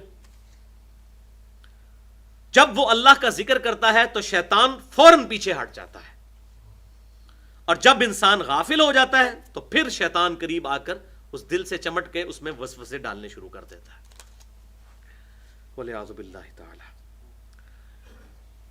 اس حوالے سے میں نے آلریڈی پچھلے سے پچھلے ویک تقریباً 1 گھنٹے کی گفتگو کی تھی، مسئلہ نمبر 82 کے نام سے، اسماء اعظم، سنت، وظائف و اذکار اور دعا کے صحیح احکام و مسائل۔ اس میں نے جو سنت اذکار ہیں، چونکہ یہاں ذکر کا آیا ذکر، وہ سارے سنت اذکار جو صحیح سند سے ثابت ہیں اور جو ہماری ویب سائٹ اہل سنت پاک .com پر کارڈز بھی اویلیبل ہیں، ان کا میں نے تعارف کروایا تھا۔ 9ویں حدیث بھی صحیح بخاری اور صحیح مسلم کی متفقن علیہ حدیث ہے، بخاری میں 6115، مسلم میں 6646، کہ آپ صلی اللہ علیہ وسلم نے ایک آدمی کو دیکھا کہ وہ غصے کی حالت میں دوسرے کو گالیاں نکال رہا تھا، یعنی 2 آدمیوں کی لڑائی ہوئی، ایک دوسرے کو گالی نکال رہا، تو آپ صلی اللہ علیہ وسلم نے فرمایا کہ میں ایک کلمہ ایسا جانتا ہوں کہ اگر یہ شخص پڑھ لے تو اس کی یہ فوراً حالت جو ہے وہ نارمل ہو جائے گی، کیونکہ یہ غصہ شیطان کی طرف سے ہوتا ہے نا۔ اور پھر آپ صلی اللہ علیہ وسلم نے فرمایا وہ کلمہ ہے اعوذ باللہ من الشیطان الرجیم، جو یہ فرض ہے نماز میں بھی سورۃ الفاتحہ سے پہلے پڑھنا، پہلی دفعہ پہلی رکعت میں، اور جب بھی قرآن پڑھا جائے، ہم پہلے بھی آیات سن چکے کہ جب قرآن بھی پڑھنے لگو تو اس وقت بھی اللہ تعالیٰ سے پناہ مانگ لیا کرو۔ یہ سورہ النحل آیت نمبر 98، فَإِذَا قَرَأْتَ الْقُرْآنَ فَاسْتَعِذْ بِاللَّهِ مِنَ الشَّيْطَانِ الرَّجِيمِ، جب قرآن کی تلاوت کرو اس وقت بھی پہلے اللہ تعالیٰ کی پناہ مانگ لیا کرو، ورنہ تو آپ دیکھ لیں کتنے مفسرین ہیں جنہوں نے قرآن کی تفسیریں بھی لکھی ہیں لیکن وہ قرآن کے خلاف ہی لکھی ہیں اور غلط عقائد پروپیگیٹ کی ہیں، شیطان ان پہ چڑھا نا اس طرح کی تفسیر کروا کے۔ تو قرآن سے ہدایت لینے کے لیے بھی پہلے اعوذ باللہ پڑھنا ضروری ہے، اللہ کی پناہ میں آنا۔ تو یہ پہلا وظیفہ ہو گیا اعوذ باللہ من الشیطان الرجیم، اعوذ باللہ میں پناہ مانگتا ہوں اللہ کی، من الشیطان الرجیم راندہ درگاہ کیے ہوئے شیطان سے، اس کے اگینسٹ اللہ کی پناہ مانگتا ہوں۔ 10ویں حدیث سنن نبی داؤد میں 7775 نمبر، جو میں نے پہلے بھی بتائی کہ آپ صلی اللہ علیہ وسلم سبحانک اللہم و بحمدک و تبارک اسمک و تعالی جدک و لا الہ غیرک پڑھنے کے بعد سورۃ الفاتحہ سے پہلے پڑھا کرتے تھے اعوذ باللہ السمیع العلیم من الشیطان الرجیم من ہمزہ و نفخہ و نفثہ، میں اللہ تعالی جو کہ سننے والا اور علم والا ہے اس کی پناہ حاصل کرتا ہوں شیطان مردود کے اگینسٹ، من نفخہ من ہمزہ و نفخہ و نفثہ، اس شیطان کے وسوسوں سے، اس کے تکبر دلانے سے اور پھونکے مارنے سے، یہ 3 چیزوں سے۔ 11ویں حدیث صحیح مسلم میں 850 نمبر کہ آپ صلی اللہ علیہ وسلم اذان کا جواب جو تعلیم فرمایا کرتے تھے تو فرمایا کرتے تھے کہ حی علی الصلاح حی علی الفلاح، جب مؤذن کہے، اچھا باقی کلمات میں کہا کہ وہی کہو جو مؤذن کہتا ہے، لیکن ان کلمات پہ کہا کہ کہنا ہے لا حول ولا قوت الا باللہ، نہیں ہے طاقت نیکی کرنے کی اور نہ ہمت ہے گناہ سے بچنے کی مگر اس اللہ کی توفیق سے، یعنی آپ نے اپنے آپ کو اپنے رب کے سپرد کر دیا۔ تو اب چونکہ نماز کی طرف جانا تھا اور شیطان سب سے بڑی ہرڈل، حی علی الصلاح آؤ نماز کی طرف، حی علی الفلاح آؤ فلاح کی طرف، نماز سے بڑی تو کوئی فلاح نہیں ہے، تو کہا گیا کہو لا حول ولا قوت الا باللہ، نہیں ہے ہمت گناہ سے بچنے کی اور نہ ہے طاقت نیکی کرنے کی مگر اس اللہ کی توفیق سے۔ اور بخاری اور مسلم کی متفق علیہ حدیث ہے، آپ صلی اللہ علیہ وسلم نے ارشاد فرمایا کہ جنت کے خزانوں میں سے ایک خزانہ ہے لا حول ولا قوت الا باللہ، یہ اسماء اعظم میں سے ایک ہے۔ میں نے اسماء اعظم والا جو لیکچر ہے مسئلہ 82 اس میں بتایا تھا، یہ اسم اعظم ہے لا حول ولا قوت الا باللہ۔ بلکہ آپ صلی اللہ علیہ وسلم کے بارے میں صحیح بخاری میں آتا ہے، آپ جب بھی رات کو آنکھ کھلتی تھی تو آپ صلی اللہ علیہ وسلم اس وقت جو دعا تو پڑھتے تھے الحمدللہ الذی احیانا بعد ما اماتنا والیہ النشور، تو ساتھ آپ یہ بھی پڑھتے تھے پھر لا الہ الا اللہ وحدہ لا شریک لہ لہ الملک ولہ الحمد وہو علی کل شیء قدیر سبحان اللہ والحمد للہ ولا الہ الا اللہ واللہ اکبر ولا حول ولا قوت الا باللہ العلی العظیم۔ اور پھر اس کے بعد پڑھتے تھے رب اغفر لی رب اغفر لی، اے رب میری مغفرت فرما، اے رب میری مغفرت فرما۔ تو اس میں بھی یہ وظیفہ ہے۔ 12ویں حدیث صحیح بخاری اور صحیح مسلم کی متفق علیہ حدیث ہے، یہ بھی کہ آپ صلی اللہ علیہ وسلم نے ارشاد فرمایا کہ اذان کی آواز سن کر شیطان جو ہے وہ بھاگ جاتا ہے وہاں سے، اذان کی آواز سن کر، حتیٰ کہ اس کی ہوا خارج ہو جاتی ہے اور وہ اتنی دور بھاگ جاتا ہے جتنا کہ مقام روحہ ہے، یعنی مدینہ شریف میں بیٹھ کر آپ صلی اللہ علیہ وسلم نے ارشاد فرمائی جتنا مقام روحہ ہے۔ اور صحیح مسلم میں الفاظ موجود ہے کہ مقام روحہ جو ہے وہ مدینہ شریف سے 36 میل تھا، یہ عربی میل ہے، ایک میل وہ ہیں جو اس وقت مائلز فٹ پاؤنڈ سسٹم میں ہے، یہ مائل کا لفظ بھی اسی میل سے ڈیڈکٹ کیا گیا کیونکہ اس وقت مسلمانوں کی حکومت تھی تو عربی سے انگلش میں الفاظ گئے، جیسے کینڈل لفظ ہے، کینڈل موم بتی کو عربی میں قندیل کہتے ہیں، تو اس سے یہ اس میں آ گیا۔ تو اب چونکہ ان کی ڈومیننسی ہے تو اب انگریزی کے الفاظ ہماری اردو میں آ چکے ہیں، گلاس، اب گلاس تو انگلش کا لفظ ہے، تو اس طریقے سے کتنے الفاظ آ چکے ہیں۔ بہرحال تو یہ عربی میل ہے، عربی میل جو ہے وہ فٹ پاؤنڈ سسٹم کا جو میل ہے وہ تو 1.6 کلومیٹر ہوتا ہے، تو یہ عربی میل جو ہے یہ 1.8 کلومیٹر ہوتا ہے، یعنی 1800 میٹر، یہ اس سے بڑا ہوتا ہے عربی میل۔ تو یہ تقریباً 65 کلومیٹر بنتے ہیں، یعنی 36 میل کے اگر عربی کے حوالے سے جو 36 میل ہیں ان کے کلومیٹرز بنائے جائیں تو 65 کلومیٹر دور بھاگ جاتا ہے شیطان اذان کی آواز سن کر۔ اور پھر اسی الفاظ ہیں اسی حدیث میں بخاری اور مسلم کے کہ پھر جب اذان ہو جاتی ہے پھر شیطان آ جاتا ہے، پھر جب اقامت ہوتی ہے تو پھر بھاگ جاتا ہے، کیونکہ اقامت بھی اذان کی فارم ہے، اور جب اقامت ختم ہوتی ہے پھر شیطان آتا ہے پاس تمہارے اور پھر تمہارے دل میں وسوسے ڈالنا شروع کر دیتا ہے اور تمہیں وہ تمام باتیں یاد کروانا شروع کر دیتا ہے جو تم بھول چکے ہوتے ہو۔ اور بالکل ایسا ہی ہوتا ہے، ایسا مغالطہ ڈالتا ہے کہ تمہیں وہ تمام باتیں یاد کروا دیتا ہے جو تم بھول چکے ہوتے ہو، اور حتیٰ کہ پھر تمہیں رکعتیں تک بھلا دیتا ہے، تمہیں یہ بھی یاد نہیں رہتا کہ میں کون سی رکعت میں ہوں. یہاں تک بھی بعض لوگوں پر ولیعوذ باللہ تعالی شیطان کا وسوسہ عمل کرتا ہے. 13ویں حدیث صحیح بخاری اور صحیح مسلم کی، یہ بھی متفق علیہ حدیث ہے. اب دیکھ لیں میجارٹی حدیثیں بخاری اور مسلم کی متفق علیہ حدیث، کہ آپ صلی اللہ علیہ وسلم نے ارشاد فرمایا شیطان نماز میں تمہیں مغالطے ڈالتا ہے یہاں تک کہ تم میں سے کوئی شخص ایسی حالت میں پہنچ جاتا ہے کہ اسے نماز کی رکعتیں بھول جاتی ہیں. جب ایسا ہو تو 2 سجدے کر لو. اور مسلم شریف میں انٹرنیشنل نمبرنگ کے مطابق 1272 نمبر حدیث میں الفاظ آگے یہ ہیں کہ جب تمہیں نماز کی رکعتوں میں شک پڑے تو یقین کی طرف جاؤ. اور امپلائڈ ہے یقین یہ ہے کہ کم کی طرف جاؤ. 3 اور 4 میں شک پڑا ہے تو یہ سمجھو میں نے 3 پڑھی، تو وہ تو یقین ہوگا نا کہ ہاں میں نے 3 پڑھی ہیں، کیونکہ اگلے الفاظ بھی اس کو سپورٹ کر رہے ہیں. اور سلام سے پہلے 2 سجدے کر لو.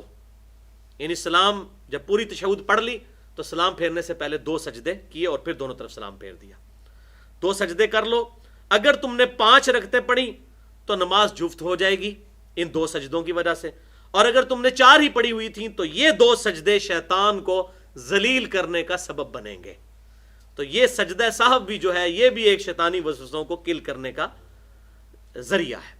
تو سجدہ سہو کے مینلی تو 2 طریقے ہیں جو بخاری اور مسلم میں آئے، کہ پوری تشہد پڑھ کر سلام پھیرنے سے پہلے 2 سجدے کر لیے جائیں اور پھر 2 طرف سلام پھیر دیا جائے. دوسرا طریقہ یہ ہے کہ پوری تشہد پڑھ کر 2 طرف سلام پھیرا جائے اور اس کے بعد 2 سجدے کر لیے جائیں، پھر دوبارہ سلام پھیرنے کی ضرورت نہیں. اور ایک تیسرا طریقہ بھی صحیح مسلم میں آیا ہے کہ 2 سجدے کرنے کے بعد 2 سلام پھیرنے کے بعد دونوں طرف سلام پھیرا، پھر 2 سجدے کیے، پھر پورا تشہد پڑھا اور پھر 2 طرف سلام پھیرا. یہ بھی صحیح مسلم میں موجود ہے. تو یہ 3 طریقے تو سنت سے ثابت ہیں. اور چوتھا ایک اور طریقہ ہے جو تابعین سے ملتا ہے، آپ صلی اللہ علیہ وسلم سے صحیح سند سے ثابت نہیں ہے، لیکن چونکہ اس کی مخالفت نہیں ہے لہٰذا ہم اس پہ کوئی بدعت کا فتویٰ نہیں لگاتے.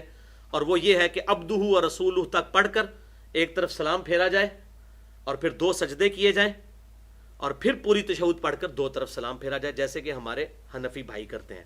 لیکن 2 نمبری وہ یہ کرتے ہیں کہ جہاں سے یہ بات لے رہے ہوتے ہیں اسی حدیث میں یہ بات سنن المصنف ابن ابی شیبہ میں موجود ہے، ابراہیم نخعی کا قول جو تابعی ہیں، کہ سجدہ سہو میں بھی 1 سلام ہے اور جنازے کی نماز میں بھی 1 سلام ہے. اب آدھی حدیث پہ تو عمل کرتے ہیں، جنازے میں 2 سلام پھیرتے ہیں، جبکہ وہ 2 سلام والی جو روایت سنن الکبریٰ البیہقی میں ہے اس میں حماد بن ابی سلیمان مدلس ہے اور ان سے روایت کر رہے ہیں اور سما کی تصریح کوئی نہیں ہے. اسی کتاب میں سنن الکبریٰ البیہقی میں، مصنف عبد الرزاق میں، باقی کتابوں میں آپ صلی اللہ علیہ وسلم سے صحیح سند سے ثابت ہے کہ آپ صلی اللہ علیہ وسلم نماز جنازہ میں صرف دائیں طرف ایک طرف سلام پھیرا کرتے تھے. یہی سنت ہے. تو وہ آدھی روایت تو لے لیتے ہیں سجدہ صاحب میں ایک طرف سلام والی، تو پھر نماز میں بھی ایک طرف سلام. جب ہم نے یہاں جنازہ پڑھایا تو سیکھ پا ہو گئے، تو ان کو کہا بھائی حوالہ لینا ہے تو اپنے بابوں سے جا کے لو کہ سجدہ صاحب کا جو حوالہ ہے وہی ہمارا حوالہ ہے. اب یہ وہی بات ہے علماء یہود والی، افتؤمنون ببعض الکتاب وتکفرون ببعض، کتاب کے کچھ حصے کو مان لیتے ہو کچھ کو چھوڑتے ہو. بھائی اسی ایک حدیث میں لکھا ہے سجدہ صاحب میں بھی 1 سلام اور جنازے میں بھی 1 سلام.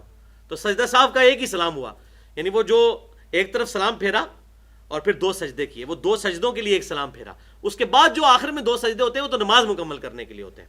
تو بہرحال یہ چاروں طریقے میں نے سجدہ صاحب کے بتا دیے تاکہ کسی کو کوئی امبیگوٹی نہ رہے. پہلے 3 طریقے تو بخاری اور مسلم سے ثابت ہے اور چوتھا طریقہ مصنف ابن ابی شیبہ میں کچھ تابعین سے ثابت ہے.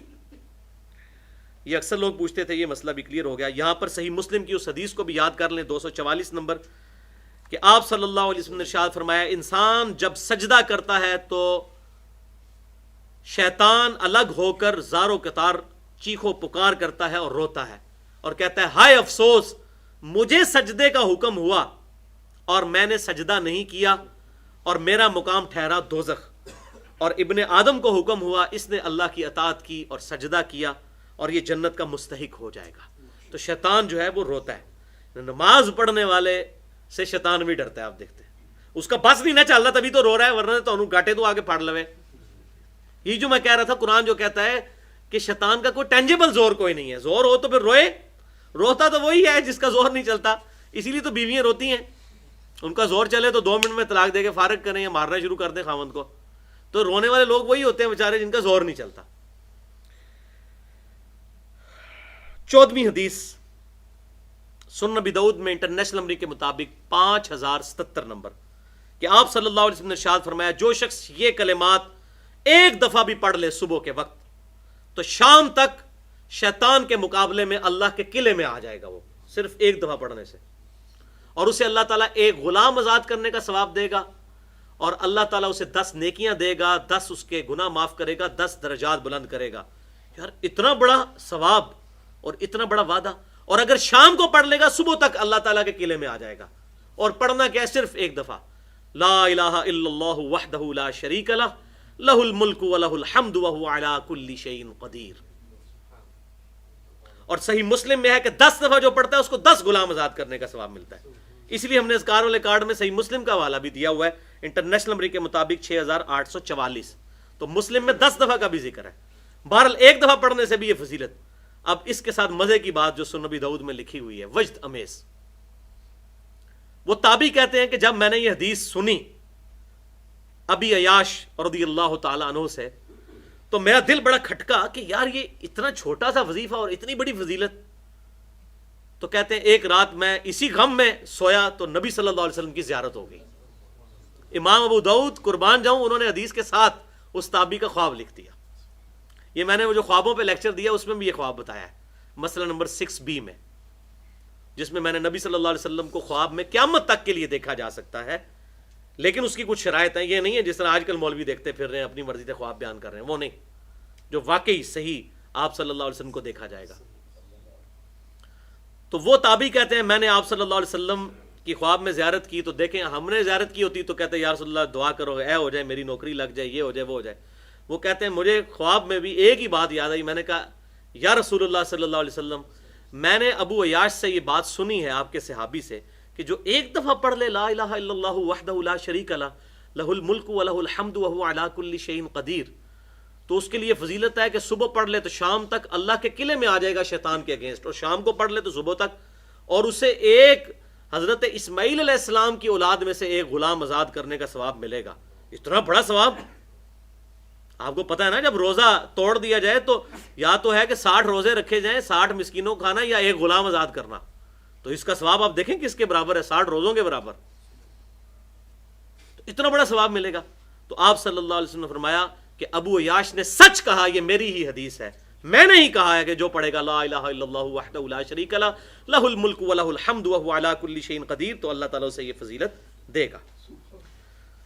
تھرڈ لاسٹ حدیث 15ویں، صحیح بخاری میں انٹرنیشنل نمبرنگ کے مطابق 2311، یہ مشہور حدیث ہے، کافی لمبی حدیث ہے۔ اس کا خلاصہ یہ ہے کہ شیطان انسانی شکل میں سیدنا ابو ہریرہ رضی اللہ تعالیٰ عنہ کے پاس آیا، اور سیدنا ابو ہریرہ رضی اللہ تعالیٰ عنہ سے جان چھڑانے کے لیے اینڈ پہ ان کو ایک وظیفہ تعلیم کیا کہ یہ پڑھ لو تم تو اللہ تعالیٰ تمہاری حفاظت کرے گا، ایک فرشتہ تم پر مامور کر دے گا، پوری رات بسترے پر جانے سے پہلے یہ پڑھ لو تو پوری رات ایک فرشتہ تمہاری حفاظت کرے گا شیطان کے خلاف۔ دیکھیں کتنی بڑی فضیلت ہے۔ اور پھر کہا سورۃ البقرہ کی آیت نمبر 255، آیت الکرسی، اللہ لا الہ الا هو الحی القیوم، یہ پوری یہ پڑھ لو تو اللہ تعالیٰ فرشتہ مقرر کر دے گا، لیکن پکارنا اللہ کو ہے، فرشتے کو نہیں کہنا فرشتوں یہ کرم فرما دو کہ میں آیت الکرسی پڑھ رہا ہوں، فرشتوں یہ کر دو پیغام دے دو کہ خادم تمہارا آ رہا ہے، فرشتے کو نہیں پکارنا، پکارنا اللہ کو ہے۔ تو اللہ جو ہے وہ اللہ لا الہ الا هو الحی القیوم، اللہ تعالیٰ مقرر کر دے گا انشاءاللہ۔ بلکہ سنن نسائی الکبریٰ میں انٹرنیشنل نمبرنگ کے مطابق 9928 نمبر حدیث ہے، جو شخص فرض نماز کے بعد آیت الکرسی ایک دفعہ پڑھ لے گا مرتے ہی جنت میں داخل ہوگا۔ بہت بڑی فضیلت ہے، لیکن جو نماز پڑھے گا نا، کو فرض نماز کے بعد پڑھنی ہے، اس لیے نماز بھی پڑھنی پڑے گی، ٹھیک ہے؟ نماز پڑھے بغیر تو جنت کو نہیں لبنی، سیدھی جی گل ہے، نماز تو پڑھنا بڑا ضروری ہے۔ اللہ اکبر۔ سیکنڈ لاسٹ 16ویں حدیث سنن نبی داؤد میں، بلکہ صحیح مسلم میں بھی موجود ہے، 1891 نمبر، معوذتین سے متعلق، معوذتین دو پناہ دینے والی صورتیں، یعنی قل اعوذ برب الفلق اور قل اعوذ برب الناس، یہ دو صورتیں آپ صلی اللہ علیہ وسلم نے سیدنا عقبہ بن عامر رضی اللہ تعالیٰ عنہ سے کہا کہ آج اللہ تعالیٰ نے مجھے دو ایسی صورتیں عطا فرمائی ہیں کہ ان کے مثل میں نے کوئی فضیلت والی چیز آج سے پہلے نہیں دیکھی تھی، اور وہ ہے قل اعوذ برب الفلق اور قل اعوذ برب الناس۔ یہ صحیح مسلم 1891 نمبر، اور سنن نبی داؤد میں موجود ہے 1462 نمبر، کہ عقبہ بن عامر کہتے ہیں کہ آپ صلی اللہ علیہ وسلم نے جب مجھے یہ تعلیم فرمائی تو میں نے ان صورتوں کو بڑا ہلکا جانا، تو میں آپ کے ساتھ سفر میں تھا تو آپ صلی اللہ علیہ وسلم نے فجر کی نماز میں قل اعوذ برب الفلق اور قل اعوذ برب الناس تلاوت کی، اور سلام پھیر کر مجھے بلا کر کہا کہ اب بھی تمہیں یقین نہیں آیا کہ یہ کتنی عظیم صورتیں ہیں، یعنی میں نے انہیں نماز میں تلاوت کیا ہے، قل اعوذ برب الفلق قل اعوذ برب الناس، معوذتین دو پناہ دینے والی صورتیں، اللہ کی پناہ دینے والی دو صورتیں۔ اور اس میں آپ دیکھ لیں اللہ تعالیٰ کی پناہ ہی ہے، بلکہ یہ قرآن پاک کا کنکلوژن ہی انہی صورتوں کے اوپر ہے، آخری دو صورتیں 113 اور 114۔ بسم اللہ الرحمن الرحیم، قل اعوذ برب الفلق، اے محبوب صلی اللہ علیہ وسلم آپ عرض کیجئے اپنے رب کے حضور کہ میں پناہ میں آتا ہوں آسمان کے پیدا کرنے والے رب کی، من شر ما خلق، ہر اس شے کے شر سے بچنے کے لیے جو اس نے تخلیق کی، کوئی بھی شریر چیز ہے اس کے اگینسٹ میں اس آسمان کے رب کی پناہ مانگتا ہوں۔ ومن شر غاسق اذا وقب، اور جب اندھیری رات کا اندھیرا چھا جائے، اور وہ پرٹیکولر وقت ہوتا ہے شیاطین کے نکلنے کا، اس وقت کی برائی سے بھی میں اے اللہ تیری پناہ میں آتا ہوں۔ ومن شر النفاثات فی العقد، اور ان فاسد جادوگرنیوں کے شر سے بھی کہ جو پھونکے مارتی ہیں پڑھ پڑھ کر، اور آپ صلی اللہ علیہ وسلم پر بھی جادو کیا گیا، اور یہی دو صورتیں 11 آیات کے ذریعے سیدنا علی رضی اللہ تعالیٰ عنہ کو آپ صلی اللہ علیہ وسلم نے بھیجا، تو انہوں نے جا کر وہ ایک ایک آیت پڑھی اور ایک ایک گرہ جا کر کھولی، بخاری اور مسلم میں ذکر آتا ہے، پھر آپ صلی اللہ علیہ وسلم سے اس کا اثر زائل ہوا، لیکن یہ تعلیماً تھا، اس کے بعد نہ آپ صلی اللہ علیہ وسلم پر کبھی جادو ہوا نہ کسی صحابی پر، جب علاج نازل ہو گیا پھر نہیں ہوا، ایک تعلیم فرمانے کا ذریعہ بنا۔ ومن شر حاسد اذا حسد، اور میں حاسد کی برائی سے بھی تیری پناہ میں آتا ہوں جب وہ حسد کرے۔ اب کسی کے حسد کرنے سے آپ کو نقصان فزیکلی تو کوئی نہیں ہوگا، لیکن یہ ڈر ہے کہ وہ حسد میں کوئی فزیکلی ایکٹ نہ کر بیٹھے، یعنی جالس ہو کے قتل کر دے یا کوئی اور نقصان، تو یہ اس برائی سے بھی اے اللہ میں تیری پناہ میں آتا ہوں۔ اور دوسری صورت قل اعوذ برب الناس، یہ جو پہلی صورت ہے قل اعوذ برب الفلق، یہ جو باہر سے چیزیں حملہ آور ہوتی ہیں نا ان کے اگینسٹ اللہ کی پناہ ہے، اور جو یہ آخری صورت ہے یہ اندر سے جو چیزیں حملہ آور ہوتی ہیں، جو داخلی چیزیں ہیں انٹیریئر، وہ ایکسٹرنل یہ انٹرنل، ان کے اگینسٹ اللہ کی پناہ۔ دیکھ لیں اسلام پورے کا پورا سینٹرڈ ہے کہ آپ کا ہر وقت یہ یقین ہونا چاہیے کہ میں اپنے رب کی پناہ میں ہوں، تب ہی آپ کا ایمان مکمل ہے، ادروائز تو ایک فرسودہ خیال ہے۔ وہ واقعی رچرڈ ڈانکن کی آدھی بات صحیح ہے، ڈیلوژن ہی لے کے چل رہے ہیں یہ لوگ، مسلمانوں کی اکثریت بھی اس وقت ڈیلوژن کا شکار ہوئی ہوئی ہے، وہ جو ایک کنوکشن والا ایمان ہے وہ تو کوئی نہیں ہے، وہ دا گاڈ ڈیلوژن ہو چکا ہوا ہے، معاذ اللہ استغفر اللہ الا ماشاء اللہ۔ قل اعوذ برب الناس، اے محبوب آپ عرض کیجئے اپنے رب کے حضور صلی اللہ علیہ وسلم، یعنی آپ کو اگر تعلیم کیا جا رہا ہے تو ہم تو پھر ہمیں تو زیادہ ضرورت ہے۔ اور وہ آخری حدیث میں نے رکھی ہوئی ہے کہ آپ صلی اللہ علیہ وسلم نے ہمیں بھی حکم دیا کہ ہم نے یہ پڑھنی ہے صبح و شام بھی، اور ہر نماز کے بعد بھی پڑھنی ہے، اندازہ کریں۔